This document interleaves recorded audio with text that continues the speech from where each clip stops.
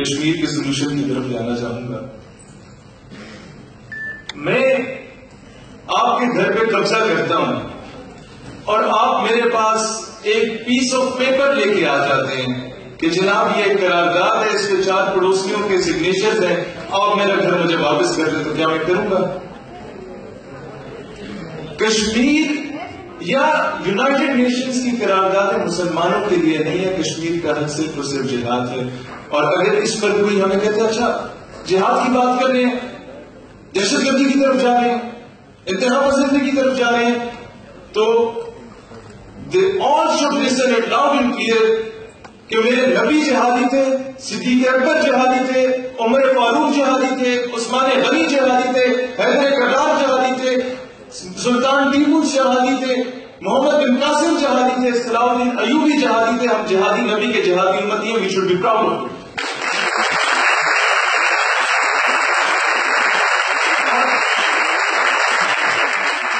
اب social media کے ذریعے آپ کس طرح اس چیز کو ہائی لائٹ کریں گے؟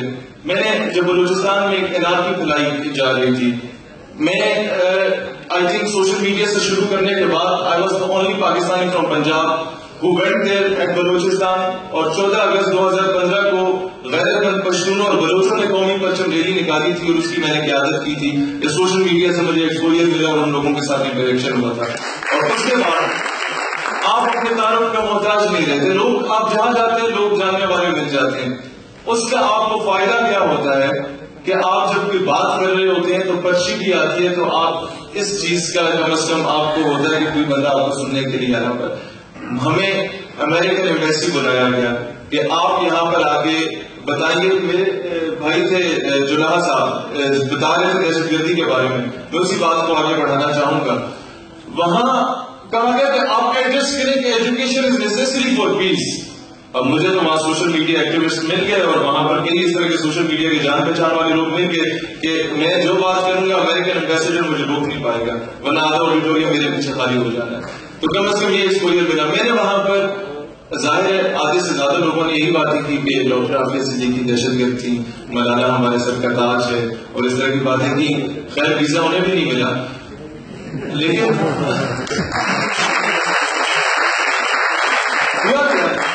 جب میں لائنس پہ گیا میں نے کہا جناب education is necessary for peace, ambassador was present over دیر.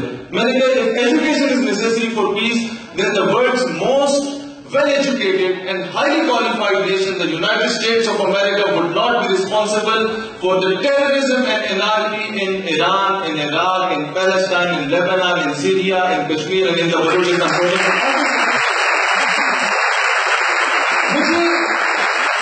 لوگوں کی جو سپورٹ سوشل میڈیا پہ ملی تھی اس نے سچ کہنا سکھا دیا.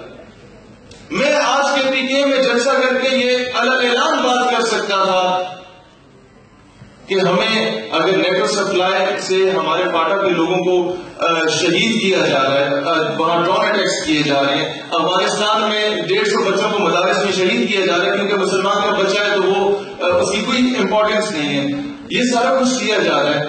مجھے اسی سوشل میڈیا نے اس مقام تک پہنچایا کہ 40,000 بندوں کا جلسہ پشاور میں پاکستانی مجرموں کے ساتھ کنڈکٹ کر کے ہم لوگ یہ حکومت پاکستان کو کہنے کی صلاحیت رکھتے تھے کہ جناب اگر اس بیس پہ آپ سپلائی جانے دے رہے ہیں یا تو آپ بالکل روکیں, نہیں تو اس قوم کو, اس قوم کے پٹھانوں کو نیٹو سپلائی روکنی بھی آتی ہے اور اس کے کنٹینر سے جلانا بھی آتا ہے.